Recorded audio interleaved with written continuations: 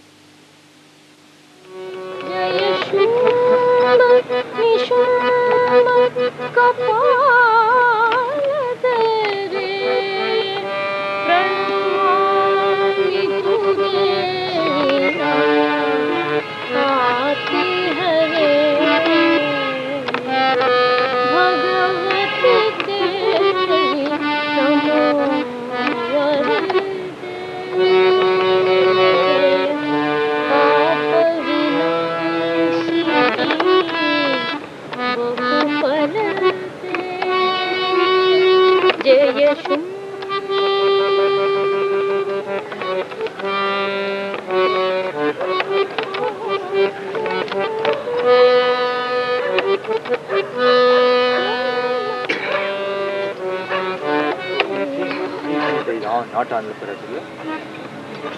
Not on this. Somebody is in charge.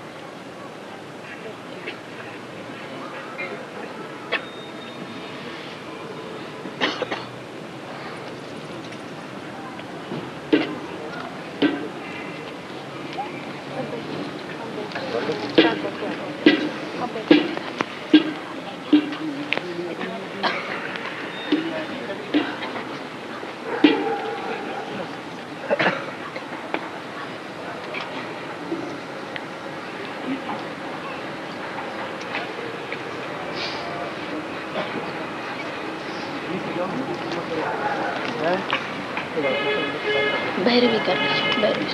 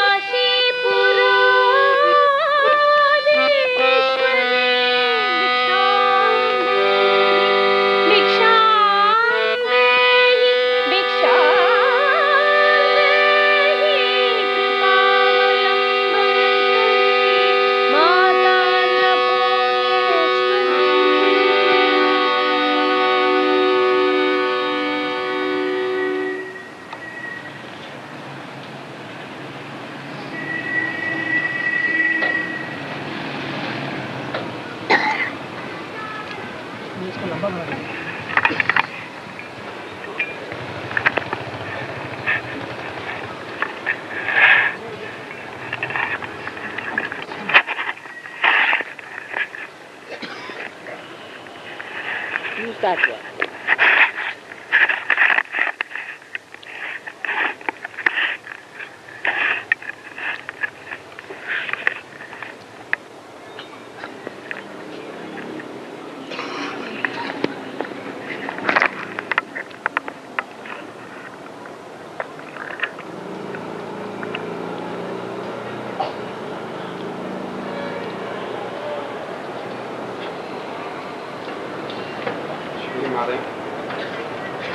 Brothers and sisters, I think it's to be raised a little. Sound is not reaching people.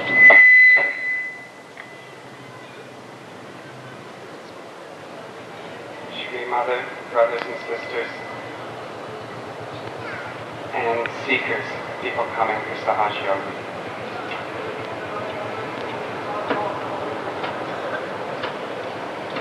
I'm from the West, from the country of Canada. I live beside, very close to the country of the United States of America. And that country is the most powerful, the most material wealth, most materially wealthy in the world. And the people of the United States of America are the most fearful and afraid people in the world. They are afraid to walk their own streets at night. They are afraid of an invasion from another country. They're afraid of what is inside themselves. And so it is with all of the Western countries. America's the worst, but with all of the Western countries and with all of the Western peoples. And the Western peoples are not simply those who live in the West, but those who have embraced the values of the West. The values of the West, the material values, taking the material over the spiritual. And in taking the material, grasping the material, we have also grasped that fear. We're afraid of so many things. We live our lives in fear.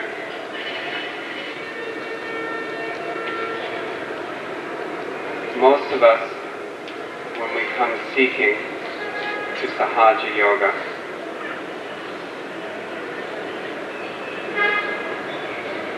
some of that seeking is out of fear.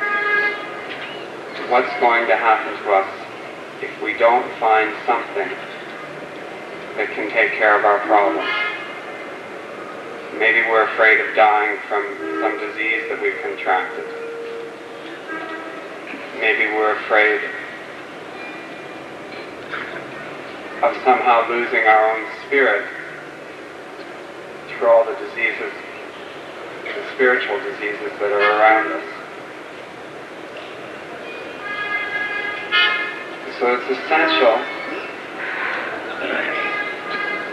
and important that Sahaja Yoga be able to give us fearlessness, courage, fortitude.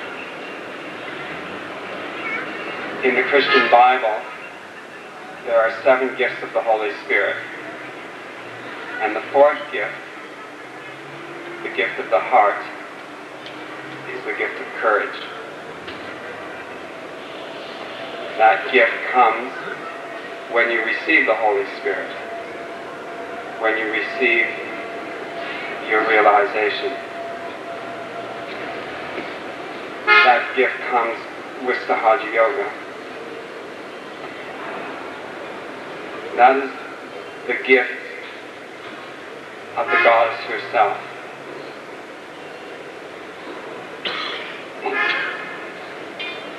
In the Hindu tradition, you're very fortunate to have the images, the personality of Sri Jagadamba, Sri Durga,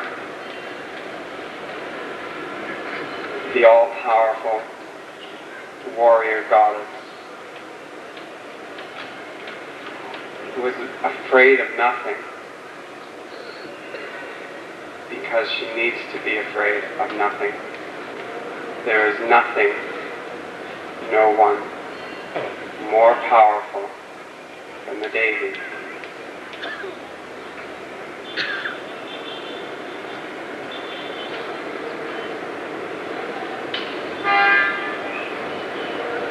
We need, then, to awaken that Devi in us.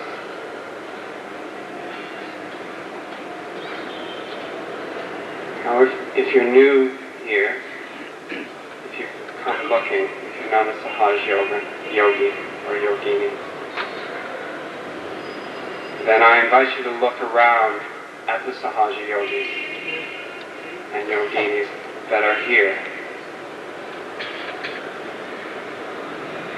and see the gift of courage, of confidence, of fearlessness that our Mother has given us.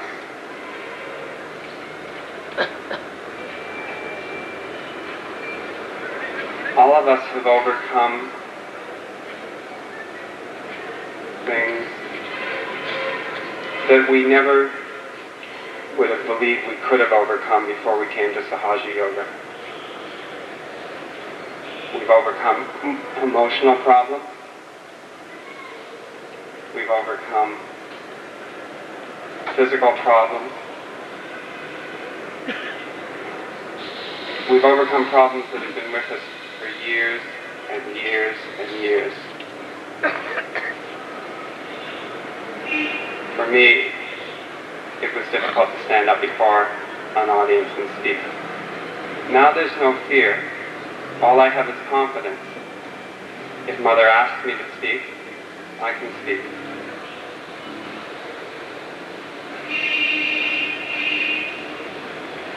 Whatever's asked of me in Sahaja, I can do.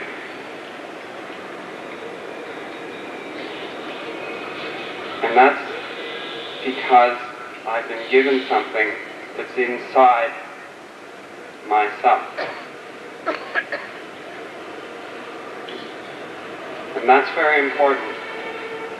Here we have in Shri Mataji the most important spiritual personality of this or any other age. Just like that.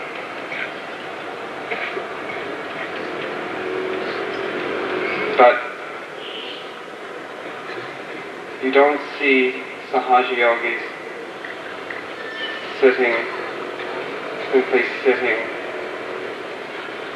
and worshipping Shri Mataji, sitting and taking.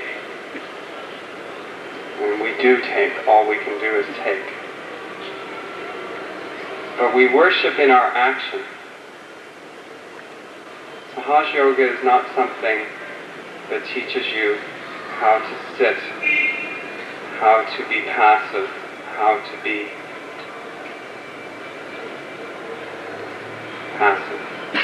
It's something that teaches you how to go and do. Sahaja Yoga is and will change the entire world. It will change it in every aspect. And it will change it because we are given within each one of us those qualities that Shri Mataji represents. as our ideal.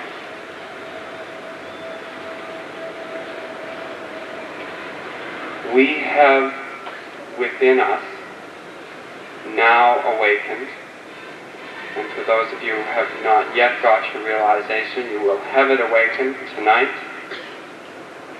We have within us the courage, the confidence, the ability to deal with every problem in this world. Nothing too big, nothing too insignificant. It can be taken care of. And we can do it. And we can only do it by surrendering the ego and by allowing God, by allowing Shri Mataji to work it out through us.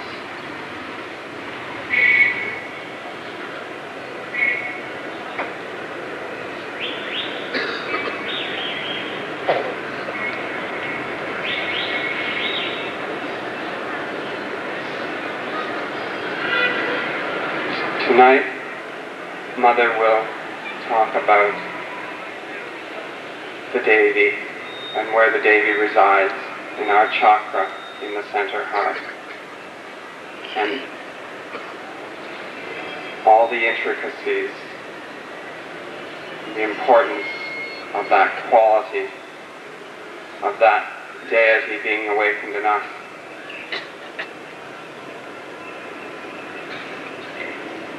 And you must remember that it is in you personally that courage, that confidence has to be awakened. We all know that the world has to change, and we all know that it has to begin with us. And you should all know that it begins here at Mother's feet.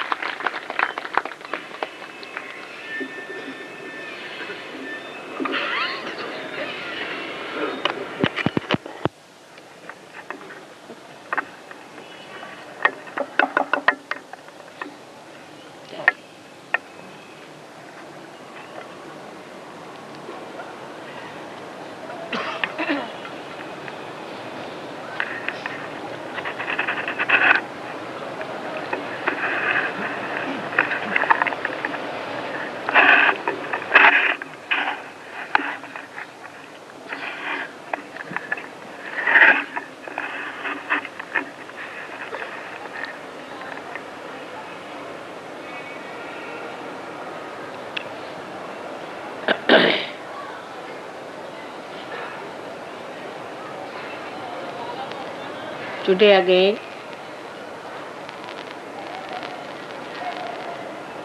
I must thank Mrs. Venugopala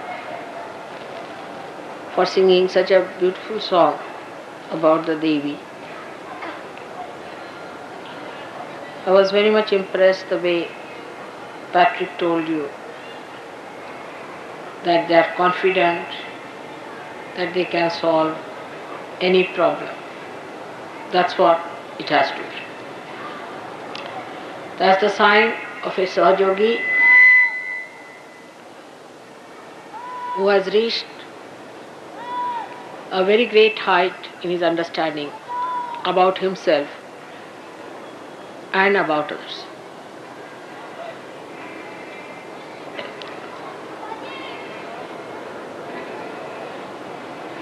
The chakra of the goddess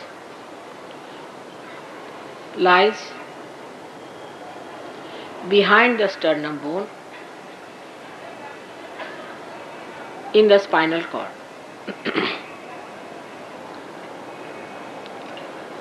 This chakra is placed above the Bhavasagar, above the void, as we call it in Sahaja Yoga. And the bridge that has to be crossed. By the bhaktas, by the seekers, is guarded by her. She is the one, she helps her children to come through that passage when there are negative forces trying to attack on a seeker. This chakra is placed at the back of the sternum bone, as I told you. In childhood, the antibodies are formed in the sternum bone. They are the warriors or the Sainikas of the Devi. Until the age of 12 years, they grow and multiply, and ultimately they all get distributed all over the body.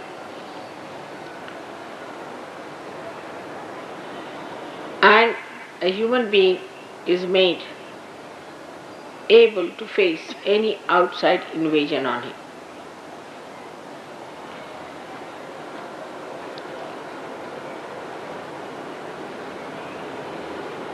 These antibodies know how to fight. They are extremely confident and they know who are their enemies. They have all these messages built in themselves. So when the anti-God element enters into the being through any process, say through food, through words, through action, through devilish people, or black magic,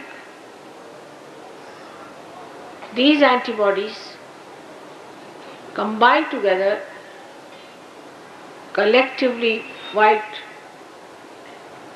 the invaders.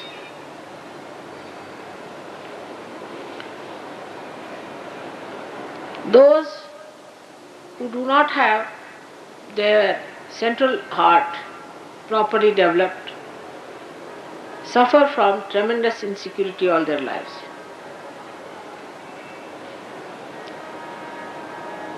When they are children, you try to control them by frightening. These children later on become extremely insecure. They are afraid of darkness, they are afraid of night, some of them are afraid of everything. Because the antibodies that are built in the body are not sufficient in number. And being this center so weak, the person feels extremely insecure. Later on in life, when the child goes to the school or he tries to work,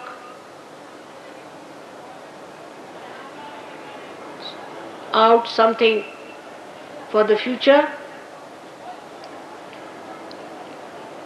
then also his confidence can be shaken by parents, teachers, and outside people. So it is very important to understand children who are growing. In the West, they analyze everything and try to put human beings into compartments. First, the child is a child according to them. Child has no innocence and is extremely selfish. Second part is adolescence, which they think is a very arbitrary, moody stuff. In India, we do not know that there is something like adolescence. Now these adolescent people form a group and they start criticizing or making fun of all the elders. At a very young age it starts. First they make fun of the teachers, then of the parents, then of all the people who are senior to them. They start becoming extremely active in their brains because they see too many televisions and things like that. And then they start behaving at a very young age in such a violent ways that one cannot imagine. I used to live about 25 miles away from London. And every time I would go to London, I would find some children doing some sort of a mischief somewhere. But one day some of them entered into my compartment. And they started pulling out all the covers, thrusting their knives into the seats, opening out all the upholstery. I was just sitting and watching. So I said, "Now are you tired? Please sit down. What's the problem?"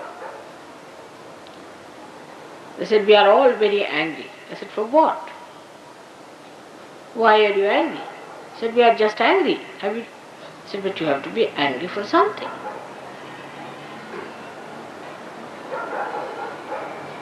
They were children going to good schools, definitely wearing very good clothes. And then I had to, when the train stopped, I called the ticket collector and told him that these boys have been doing all this hooliganism in the compartment and you better look at it. And he came in and he said, "This is a common thing." And then somehow or other he took them out.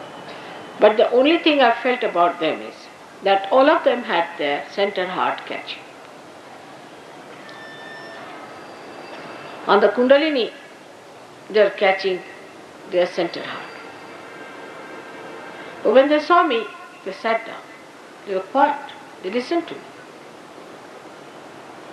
I settled their center heart.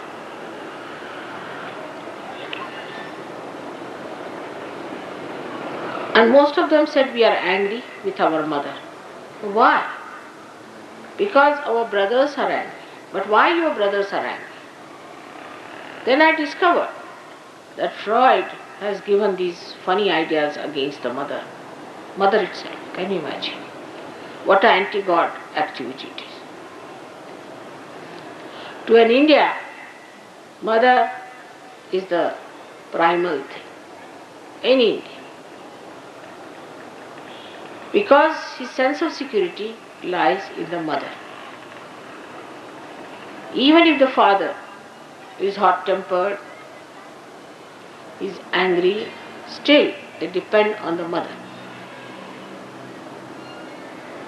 Because mother knows when to get angry and when not to get angry. She has the discrimination. And she is the one who protects them. The idea of mother is completely blasted in the West. And this is the reason why the children of that country feel so insecure, and when they grow, they are extremely insecure.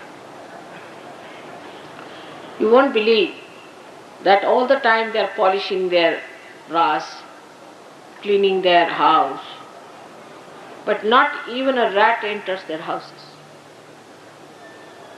And if they have to talk to someone, they'll make a person stand outside and talk from inside, especially in London. Because they are literally frightened. Nobody will believe the British who ruled us are such frightened people. But they are. They are frightened of each other, they are frightened of themselves. The reason is the center heart is absolutely weak. I have told you the first reason, the family insecurities. The child does not know when he comes back from school whether his mother would be there or she would be gone. They don't have mothers who can bear a lot from the husbands and smile and show no signs of their agony to their children. But the mothers in that country, I have seen, always try to use their children from all kinds of emotional blackmail, you can call it. They try to torture the child by telling all the things the husband is doing to them and whatever is the problem they are facing with the husbands. So the child is not secured by the mother, but on the contrary, child starts giving security to mother there. At a very young age it starts, and the child becomes extremely negative and left-sided. He feels that he is born in a place full of hatred, insecurity and fear. When the bhaktas are born in those countries, they are also the same way. Because they think if they have to go to a guru, the guru, as known so far, tortures them or extracts all the money, takes their pariksha, tests, and he sometimes leaves them high and dry on the streets. But in our country, the goddess has taken incarnation many a times. Thousands times she has taken here her birth.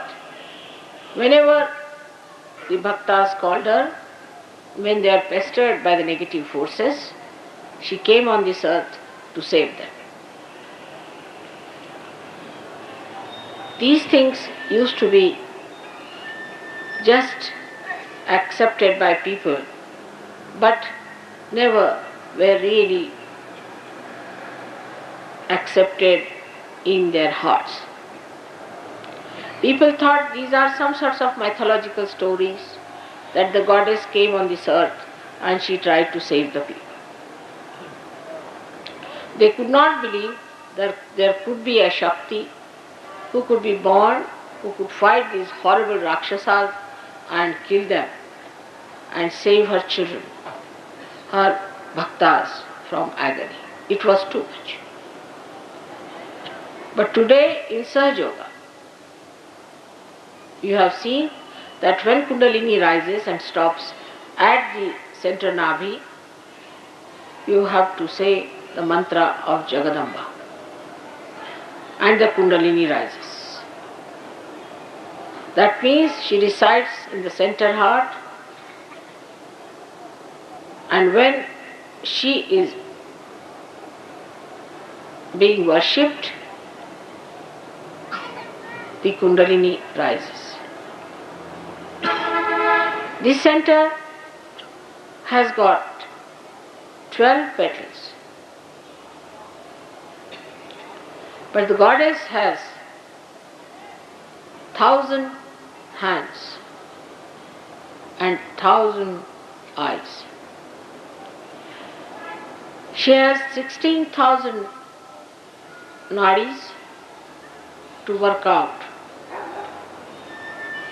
her different aspects of enlightenment. But the first thing she has to do, through her generosity and kindness and compassion and patience, she has to suck in the sins, the papa vimochini, the sins of human beings. One of the sentences in Bible was, wages of fear is sin. Or you can put it the other way round, the wages of sin is fear.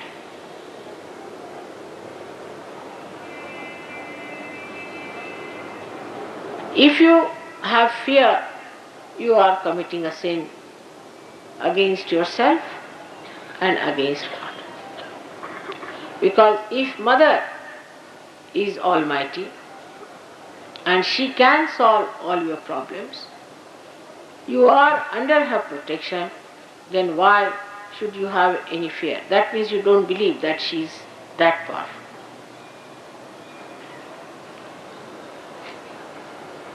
When a person is frightened, this center starts breathing fast, giving rhythmic instructions to all the antibodies. With that, you feel you are getting a palpitation in the heart. This palpitation is nothing but a signal to all the antibodies to fight the emergency of an attack.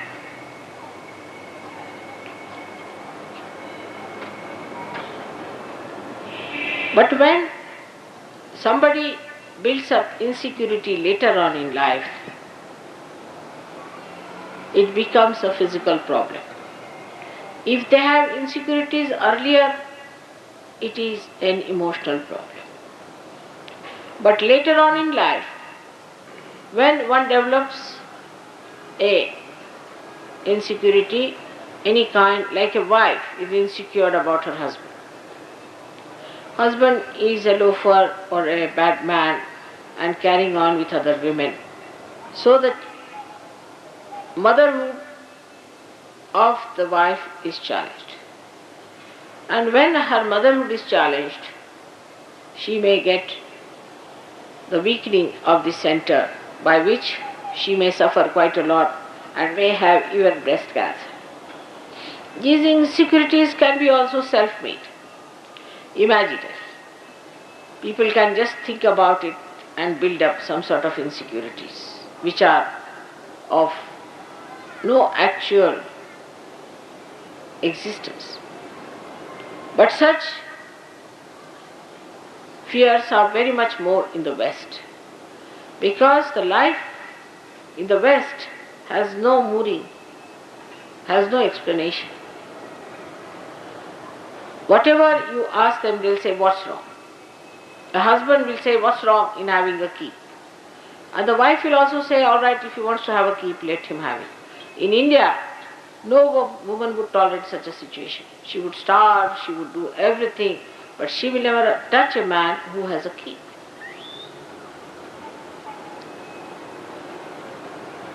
So the basis of the strength of Indian women is their sense of chastity. The sense of chastity in the Indian women is so great that nothing can deter them as long as they are chaste. But if they are not chaste, then fear settles in them very fast. Chastity is the strength of women. And that's why those women who have fear mostly have a problem of their chastity being challenged. A woman who is frightened that her chastity may be disturbed also can develop a problem with the heart chakra. Such women can develop breast cancers, breathing troubles, and other kind of frightening diseases on the emotional level also.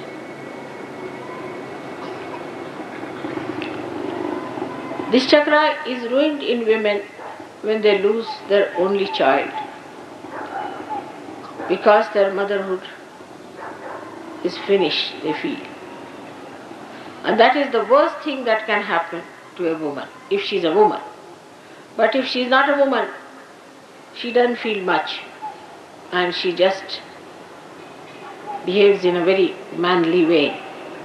And that's what I've seen in the West, that women really don't much care when their children die. But it is because they are not women. If you are a woman, you definitely feel for your children and their death. But after some time, such a woman comes back again and she accepts the life as it is for the sake of her husband, or maybe if she has more relations or other children. She becomes extremely powerful as a reaction to what has happened. That's only possible if your center of heart is all right. Such women do not grudge, do not complain, are extremely serene and can bear up lots of things.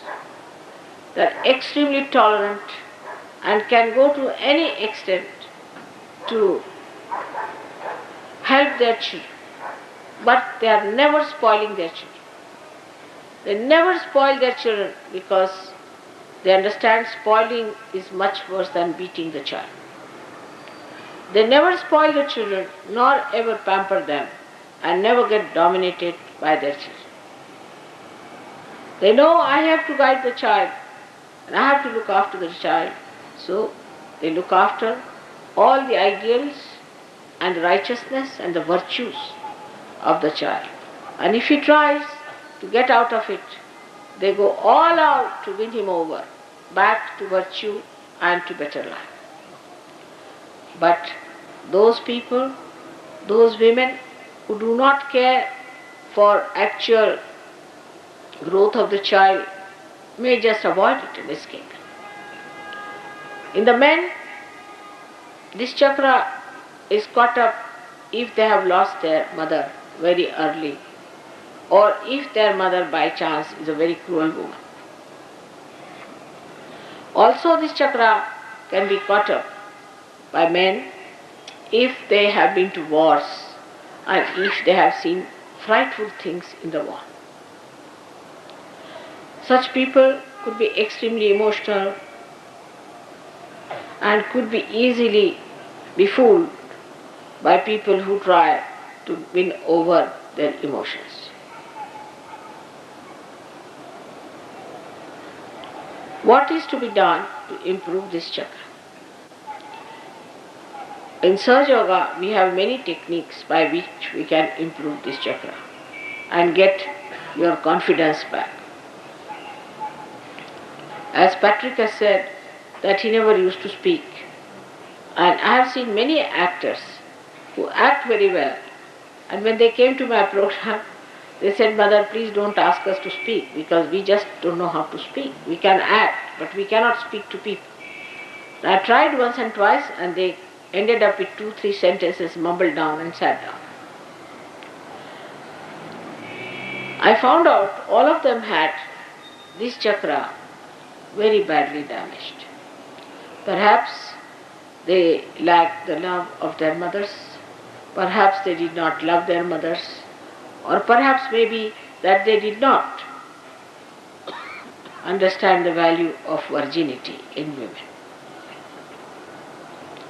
So those men who try to look at every woman who passes by, those men who try to have lusty eyes, can also develop this center very badly. And lots of problems can come through this center. One of the problems that comes through this could be lung cancer. But I have seen this center is very badly affected also by certain negligence in life. Like some people have a habit of having a very hot bath and then coming out of that hot bath and entering into some cool place. Such people will catch this center very badly and they will have a problem. Then there is another thing which looks very simple, but many people have a habit, especially summers, to wear a one single kurta or single shirt and not the undershirt. This is also not proper. A man must always have something under his shirt, otherwise when it starts perspiring, he can get trouble into this heart center.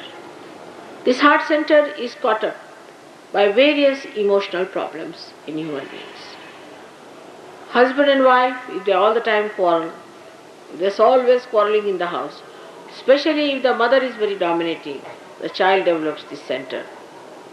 And if the father is very dominating, the child develops the heart itself. So it is very important that husband and wife should never quarrel in the presence of their child. Now there resides in this center the incarnation of the goddess who came on this earth thousands of times, and she resides there for your protection. But first of all, you have to be worthy of her protection. When she came on this earth, many a times, her body was made by various forces, as if she was like a bubble, and the bubble was covered by so many things added on to that. And that's how she got lots of things from various gods.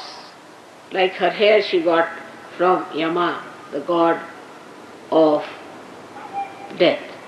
Her nose she got from the god of wealth, Kubera. And her ear she got from the Pavana, that is air. Like that, her body was made specially by the essences of these great deities who donated their essences to the goddess to be equipped to do these multifarious activities. Now the first activity, as I told you, of the goddess is to save her children from the negative forces. So she looks extremely mild, sweet, but she can be extremely violent, in the sense she can kill or crush anyone who tries to overpower her children. Ati Saumya, Ati Raudra. These two temperaments exist only in the goddess, because she is the mother, and at any cost she wants to save her child. Also towards her child, when he goes beyond a point of understanding, when he shows no sense of discipline, then also goddess can pull him down by certain methods that she adopts. Now first of all is that she gives all that is needed to remove the fear from the mind of sadhakas. Secondly, she cures the center by giving birth to additional antibodies in the body, and by vibrating the tired antibodies to act in a way that they can fight back again.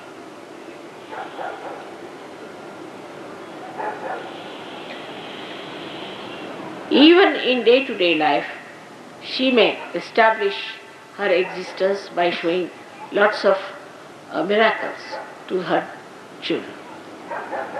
We had a lady coming to see me, and she was rather late. And when she came back, I asked her what was the problem. She said, no, there was no problem, but my bus fell down about 20-30 feet down, and the thing rolled down and fell on the ground with all the 4 legs intact. And all of us in the bus were saved. But the driver got upset and he ran away. So somebody who was in the car, who knew how to drive, came down and he switched on the car, and the car started moving. And we came back then to Bombay. So on the way they started asking, there must be some saint sitting here. Otherwise, how can we be protected? Only a saint can protect us like this. She was wearing my ring. Oh, they said, this is Mataji's disciple. They all started falling at her feet, saying, oh, you have saved us, you have saved us. So there are many miracles that take place in your life. When you see an accident taking place, suddenly you find the accident is over. There was one fellow was a journalist called Marathi. He and his friend, another journalist, were coming from Lonavala down, and it's a very big slopey road, ghat, and their brakes fell. And the driver said, now the brakes have failed and you take God's name. And they started remembering their mother. And suddenly they saw a big truck coming ahead. They were about to bang onto that, they closed their eyes. And God knows what happened. They opened the eyes and saw the truck was going upward and they were moving forward without any difficulties. And they were amazed how it has happened, as if somebody has lifted their car and put before the truck and they have been saved. And the driver also closed his eyes and took the name of the mother. It is possible. It has happened with so many people that they do not know how it works out. So one has to believe that we have the mother within ourselves, in our heart. And if she is awakened, she is going to look after us. She is going to give all the protection that is needed. And there is nothing to be frightened of anything. But you can imagine, as Patrick has said clearly, that they were quite frightened. And I know they are. Even English language is like that. All the time they'll say, I am afraid, I have to go. What is there to be afraid if you have to go? You better go. I am afraid if I am doing. They are all the time jittery like that. And so jittery, and when they talk, they are so frightened that sometimes you feel nervous with them. That you don't know how to approach them the way they are nervous. And one of the reasons why they are nervous is that because they plan too much, think too much, analyze too much, and then ego settles down into their brains and ultimately covers the heart. Because their ego covers their heart, they get a fright.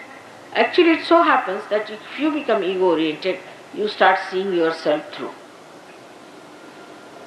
Because when you are at a level, you can even see your ego very clearly. And then you get frightened of other people because you think they too also must be having the same type of ego, and you are really frightened of them. It is very common also in the East. Now in India, I should say that supposing you have to go to a government office, be careful. Anybody, even a chaprasi can shout at you for nothing at all. They develop a system of barking all the time, just go on barking. The reason is they bark at you because they themselves are insecure. A chaprasi is insecure of his boss is insecure of his boss is insecure of his boss. Ultimately the minister is afraid of the voters and the voters are afraid of the minister. It's such a vicious circle. So the whole system works out into such a terrible insecurity that you don't understand what is there to bark at, what is there to shout at. And then a kind of a identification with the falsehood is built up so much that you are no more a human being. You are either a secretary or you are an under-secretary or a joint secretary, I don't know who is higher, who is lower. And then you have some other secretaries, and then you have clerks and this and that, and you are that. You are nothing else but that. So, because you are that, you must have these horns and you must shout at people, otherwise nobody is going to believe that you are something. So, it is such an identification that develops into human beings. That too because of this heart not being developed properly. Because if your heart is developed properly, then you are a human being because you know your mother has given you the birth and you are a human being. There's no need to have any fear from another human being who is also a child of your mother. So there has to be no fear about it. But the trouble is that when human beings start wearing anything, supposing they wear a suit, immediately they start speaking in English. As soon as they wear pajamas, they start speaking in Hindi language, or say dhoti Hindi language, and pajamas they might start giving galis. So it is a kind of a very superficial identification human beings develop because there is no depth in the heart. If they had that depth, that moving in the heart, then they would not develop these superficial things, and as a result of that they are frightened. Because they know they are superficial, others are superficial, they have got beard, we have got beard. So they'll pull, if I am going to pull his beard, he might pull my beard as well. Such a fear exists among human beings. And then another thing, another steps come into the minds of the people, that why not pull his legs to go up? This is the third category of debasement. If you are the child of the same mother, how can you go higher than anybody else? You will remain always the child of the mother. How can you go higher than any other child in the eyes of mother? You cannot. On the contrary, if you try to do such tricks, the mother will punish you. And this is the second thing that mother does, is to punish her children. Yes, she punishes. In very sweet ways, first of all.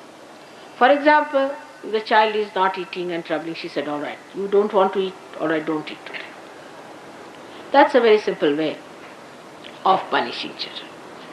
But then she says, all right, you want to have the way you want to have, go ahead. Like I tell them not to do such thing, it's not good. For example, I told them that don't take the flats just from the beginning, and let all the Sahajogis stay with other Sahajogis. But the organizers thought it better to take the flats, whatever may be the reason, because they are very wise organizers. But you see, mother says something very simple, but it has a meaning, one must know. And they arranged it that way. So, half of the people just protested that no, we are going to stay with some Sahajogis, we want to be with them, so they were accommodated. The others were British, nowadays are on the other side of the mood. They are very, very tolerant. And they said, all right, if we are not arranged, we'll stay in the flats. So they stayed in the flats. But what happened? It rained and rained and rained and rained, and they could not arrange their food even under the roof they had built. So they had to shift all of them to other places, and all of them had to stay with other Sahajogis as told by mother. If they had listened to the mother, they would have saved some money, as well as they would have saved some trouble, and there would have been no problem at all. That's how little tricks here and there are played by mother, just to convince the children that you have been stupid. Now, there are so many things like that which mother can play, and her playfulness is very important in life, because if she is severe with the children, they'll run away. If she is like any other guru, the Sadgurus also, they used to beat their disciples. They used to hang them by a string. You don't know how the gurus treat their disciples. Some of them take lots of money from their disciples, and some of them take lots of things from the disciple. They want complete surrendering, and they make them subservient. They really torture the lives of their children, or their disciples, we should say. But the mother doesn't want to do that. So she plays little tricks here and there and tries to correct the children. Now I'll give you an example of a guru whom I met about 5-6 years back. He came from Amarnath to a small village, small district place near Bombay, where a Sahajogini was staying. And he sent his disciple who was staying in that place to see that Sahajogini, and he went and he told that, you see, my guru is coming and he wants to see Mataji, and he has told me that only Adi Shakti will clear out my Agya Chakra. So she couldn't understand. She said, what is your guru doing? Oh God, don't talk about him. He held his ears. Don't take his name. Oh, you can't know what sort of person he is.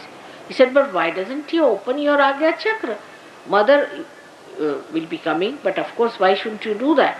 He said, no. He said only she should open, nobody else should open it. And he sent me to this place about 5 years back, saying that in the 6th year Adi Shakti will be coming and she'll open your Agya Chakra. Now can you believe it? Poor fellow suffering from that horrid Agya Chakra was suffering when this Guru had come. So he came to see me and he told me, Mother, my Guru has come and he wants to see you. So I went to see him. And this Guru was sitting down there with a big temper. You see, the nose was all bloating. Of course, when I went there, he touched my feet and everything. And then he called one very bad name to this thing. Did he touch your feet? Was he all right? Was he behaving all right? I said, he was all right, but I can't understand. Why did you not open his Agya Chakra? He said, let him go to hell now. I am not going to open his Agya Chakra. Who opened my Agya Chakra? Why should I open his Agya Chakra? So I said, this is not good. I should open. Yes, you will, because you are a mother. I am not a mother. So he went inside, and the disciple told me, Mother, he hanged me by legs on top of this well. For 3 days I was hanging there. I said, for what? Why did he hang you there? She said, don't ask anyone. Then he came in. Yes, I hanged you. Yes, I will again. So I said, why did you hang him? He was smoking. Because he was smoking, I hanged him there. I said, now smoke. And I was putting him down, up and down. I said, I am smoking you. And he tortured him like this. I said, but why should you do such a horrible thing? He says, otherwise, how will you discipline? I am not a mother. I don't know how to discipline. This is the only way I can discipline him. And he said, you go on spoiling him, but I am going to discipline him. All right, I said, you shut up now, just now, don't talk. But let me put his Agya right. And I took about 2 minutes to put his Agya right. I said, his Agya is all right now. Then he said, did he promise you that he will not smoke? I said, he did not. So he said, you better ask him the promise. Otherwise I will not allow him to eat his food for 3 days. I said, Baba, this is a horrible Guru. God save this disciple from this Guru. But you see what he was meaning, that there should be a discipline in a disciple. There has to be a complete understanding that he is the Guru. But he said, look at these people. How are they? They take liberties with you, they trouble you so much, they try to be funny with you. Still you don't say anything to them. I said, I don't have to say. I know how to correct them. So this is the quality of the mother who can correct people. She knows who doubts them. She knows who thinks wrong about her. She knows who thinks rightly about her. She knows everything. If she knows everything, she doesn't have to worry. She is completely secured about it. And she doesn't have the insecurity of the Guru that one day the disciple will misbehave or anything, because she knows how to correct. The other day I met one gentleman, a surgeon. And he came to me and he started explaining to me, Mother, you don't know this happened. I said, no, I don't know anything, isn't it? You think I don't know anything? He said, yes, Mother, how will you know? I said, I'll tell you one thing, that you play lot of cricket in your childhood until you came to Sahaja Yoga. Yes, that's true. How do you know? I said, that's how I know. So I know or not? Then you know. Then he accepted, all right, you know, Mother, all about me. I don't know how you know. But she's Avalokiteshwari. She's the one who sees everything. She knows. Somehow or other, she knows. How she knows, that cannot be explained at this stage. But she knows each and everything what you are doing if she wants to. And the third quality of a mother is that she is a Mahamaya. She talks like you, sits like you, she'll behave like you, everything will be just like you. And you won't be able to make out the depth of this woman who is a Mahamaya. Because she plays such tricks on you and such things in such a beautiful way that you cannot make it out. You think that you are all right. You go to a person and you tell anything you feel like about mother, you try to do anything, and ultimately you discover that everything she knows. And when you discover that, gradually you start understanding, then when she knows everything about me, I better be all right. And how does she know? Because she resides in your center heart. She knows everything what you have been doing, what you are doing, what you are thinking of doing. So, what does she do? Sankalpa vikalpa karoti. Whatever sankalpas you are making, she'll make it fall. If you say, no, I have decided mother to do this and I am going to do it, it will fail. You have to judge yourself as a real son of your mother. As in Bombay or any place, we tried to get some land, nobody could get it. We tried. You see, they said black market money, bribery, corruption. I said, nothing doing, I'm not going to do any of those things. So they said, then mother, how are we to achieve it? I said, you will achieve it, don't you worry. Then they started saying, she's not practical, she's this, she's that. And everybody who said turned out to be very impractical. Ultimately, I said, when you will be ready for Sahaja, then you will get the land and the ashram. Because once you start an ashram and have some money there, you will find all kinds of bhoots will join together and will make fun with the money that has been collected. There won't be any proper arrangement, no proper discipline. And that is why the time has to be given for children to learn through making errors, through making mistakes, and understanding what mistakes we are making and how we have to correct it. Once they start understanding it, then it is very easy to communicate to them what they are supposed to do, what they have done is wrong and how to correct it. But as long as they think they are very wise, as long as they think they are extremely nice people and that they are on their own, mother says, all right, go ahead, doesn't matter. Now you must know that mother has saved people from that Bhavasagara with such great difficulty. It's not easy to do that. It's a tremendous task. Sometimes to raise the Kundalini of thousands of people, I feel like a big mountain I have to raise. It's terrible. But people, on the whole, who are not yet corrected, think they are obliging me by taking realization. This is a very common feeling with human beings. And I feel like laughing at the stupidity of the ego, that they are obliging me by taking this realization. And the way they talk is all on this terminology. I came, I was sitting there for 3 days, I never got realization, as if I have done some criminal act. So, the whole attitude of a person gradually changes towards the mother, and he starts thinking that she is here for my well-being, and my well-being is her only concern about me. Somehow she'll achieve my realization. She's working very hard and I must cooperate. I must learn to cooperate. It is for my hita, for my good she's doing it. And I should try to understand that it is for my good. When such an attitude is developed, it is much easier to establish a disciple. But this disciple is different from a son or a daughter. Because mother is a guru, no doubt. Mother is a guru from the very beginning you are born. But for a mother, it is very difficult to be as harsh as these gurus are. Not at all, nowhere near them. One cannot beat them in the harshness. But it is for you in your own wisdom to understand how to behave, how to ask for realization, how to change your attitude. Because if you think too much of yourself, and you try to show off, she'll say, yes, you are very great, really, you are very, very great, till you suddenly discover that you have developed 2 big horns on your head, and now you are good for nothing.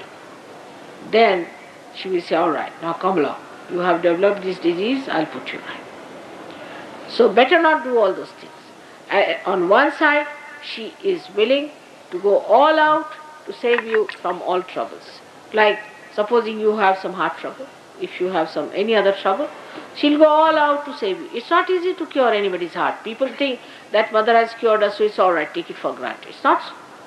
When you get Sahaja Yoga, you'll be surprised that when you try to cure one person, you will fall sick for 3 days. It's not easy to cure. And those people who cure sometimes do it through bhoots also. Those who have bhoots can also cure, because they themselves are bhoots. What can happen to the bhoots? They cure people but put one bhoot into the patient in such a way that that patient becomes a slave. And such Bhutish people can be curer, faith healers or anything like supra-conscious, all sorts of people. But when they cure any person, be sure they are putting another serious, more serious problem into. They do not cure you really. They actually are putting some diseases into you or into the patients. It's a very risky game. But a Sahaja Yogi, if he tries to cure somebody, because he cannot put somebody else in that vacuum, he gets a problem himself. He's sucked in. So, my advice is always for every Sahaja Yogi that you should not cure anyone. There is no need for you to cure by touching. You should use my photograph, you can distribute my photograph, tell people how to cure themselves. But don't cure anybody because you will have problems, because you are not a bhoot. And you will be hit hard, so be careful about it. Don't try to cure anyone, only use the photograph. By using the photograph, the Shraddha will be there, the person will be steady and you will be alright. Like yesterday we had some patient here and some people felt the compassion for that and they all got up. There was no need to feel compassion. Have you got more compassion than I have? What was the need to bring the patient here? There was no need, but they both got up. So there is no need to bring any patients to me. That's not the way to behave. Never bring any patient. If there's a patient, leave them alone. Tell them, mother will look after you. We have nothing to say. There's a photograph, you must use the photograph, get your treatment done with the photograph and you get cured. Otherwise, first thing that will happen to you, that you will catch on your center heart. Because that's not your job. You are not to do that. If you try to do it, actually it is your ego sometimes that makes you think that you should cure a person, sometimes. And when you try to do through your ego, you get into trouble. Not that you cannot cure, you can. But you have to be of that level. When you try to cure a person, you do not become a supraconscious personality, means you don't become ego-oriented. But they do, ultimately they are all of them. Those who have tried to cure others and do like that, they have gone out of Sahaja Yoga completely, becoming just mediums. They have become mediums, horrible people. When they talk on the phone, I feel somebody is pouring poison into my ears. They are so horrid that you can't imagine. So it is important for people who get realization not to indulge into any curing, because they will develop this center heart. Center heart can be developed in countries where there is all fear, people are frightened. It can be developed by other things by which people are frightened. Reading books of bad gurus and reading the books about shocking things, like many people who read the Kundalini's book have got center heart because they are so frightened about the Kundalini. Anything that frightens you if you read can make your heart very, very weak and dangerous. Now we have two other sides to this center heart. Is the mother's heart, is her own brother, is Vishnu, takes incarnation as Sri Rama on the right hand, who we think is the father, who is looking after his children. So that is the father and this is the mother, though here the father and the mother are in two aspects, that the mother is the sister of the father and father is the mama of the disciple, of the sadhakas. The mama is a greater father than a father, as you all know. And so this uncle, who is the incarnation of Sri Narayana, looks after the protected disciples of the mother. He gives that father's understanding to the children, because at this stage this Father, God Almighty, is not known, who is Shiva. So this uncle looks after the children till they are grown up enough to meet their father. And that is how we can say that Parvati or Uma or Devi, she comes to her mother's place, Maika, and resides in this center heart. And there her brother protects her children. When she gives realization to children or gives them second birth, then this mama looks after the sister's children and helps them to build up the security of a father. So the right side of every human being represents the fatherhood. The fatherhood. And the fatherhood of a man is very important. If this center is spoilt or if there's something wrong with it, then you get asthma as a disease. Asthma is only caused by this center being spoilt or some other combinations with this center. Asthma is very common among girls and boys. And the relationship with the father or the understanding of the father or your own fatherhood is not all right, you get this trouble of asthma, and for that one has to ask the questions to the sadhakas, what sort of a father you have. And one gentleman came and asked me, why everybody is asking me what sort of a father you have, everybody asks me, what about your father, what about your father, what has my father to do with me? Actually everybody feels the right heart and they have to ask about the father, because father resides in the right heart.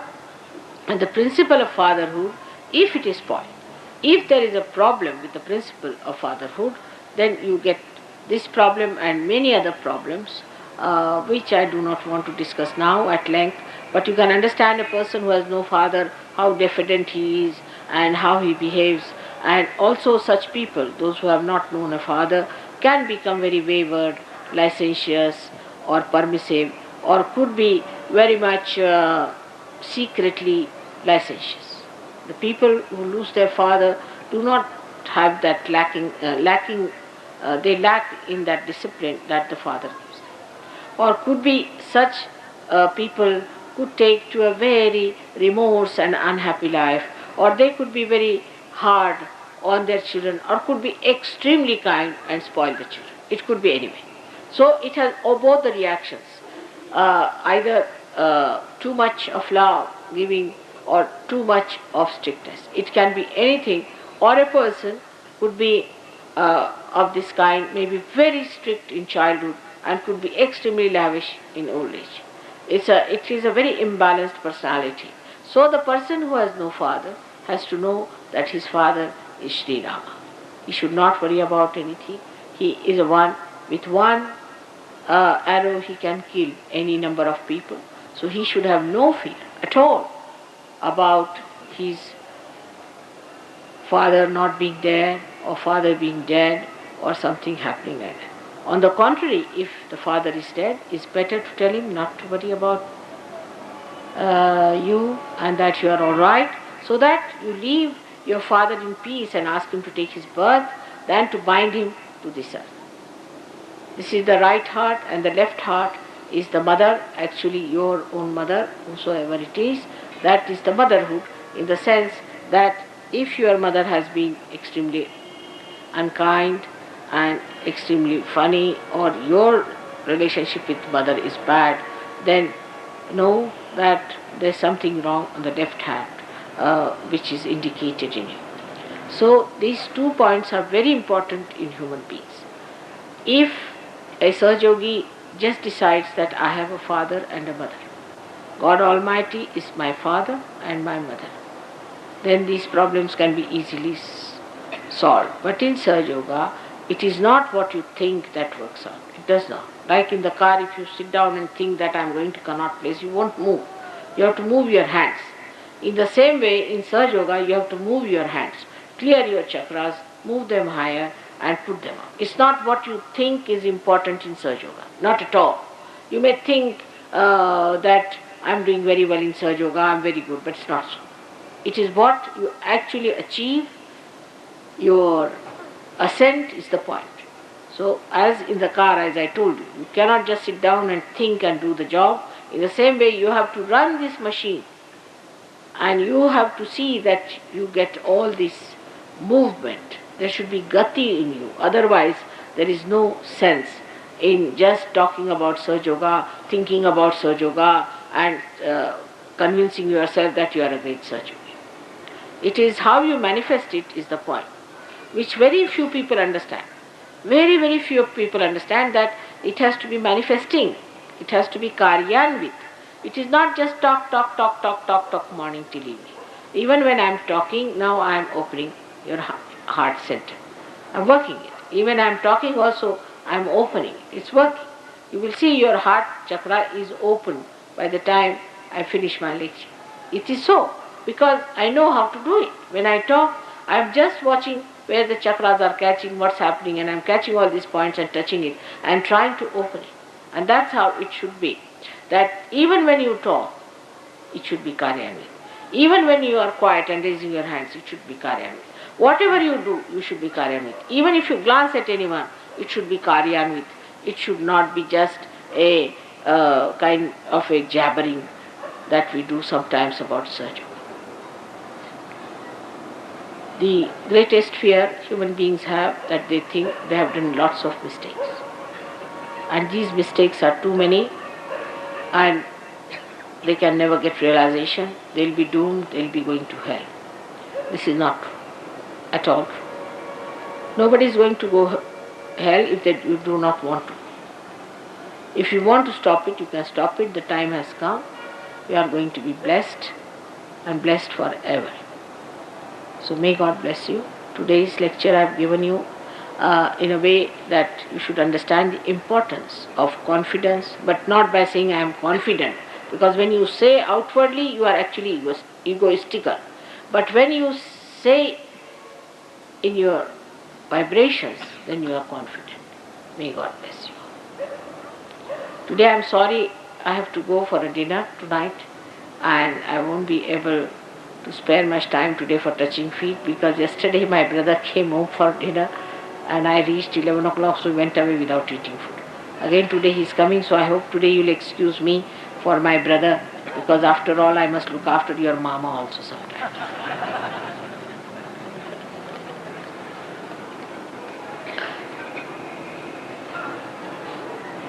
May God bless you. Tomorrow I will talk to you about Vishuddhi Chakra, which I will start exactly at 6:30. I hope you will make it convenient to be here at exactly at 6:30. We start our program tomorrow exactly at 6:30. अब पैर नहीं छूने का कहा तो पैर छूने लग गए. जब नहीं कहा तो सुनना चाहिए. Those who do not obey suffer. You should not. Once I have said it, what is there? Obedience, why is it difficult? Why is it difficult to obey? It is just try and obey, and you will find it. Obedience gives you the real confidence. It's obedience, just obedience. Just try. Just try to obey. It's very simple. And said today no touching of feet is all right. For Indians it is difficult. But if in English, if I say you touch my feet, they will not. They say, who are you? You laugh at them and they laugh at you. That's what it is. So today you become Englishmen. Thank you very much. 5 तारीख का programme वहाँ का रखा था, वहाँ का cancel कर दिया, कीर्ति नगर. अच्छा, वो वहाँ मंदिर में कुछ भूत बैठे हुए थे, उन्होंने ना कर दिया. तो यही रख लें 5 का, 4 तक तो है.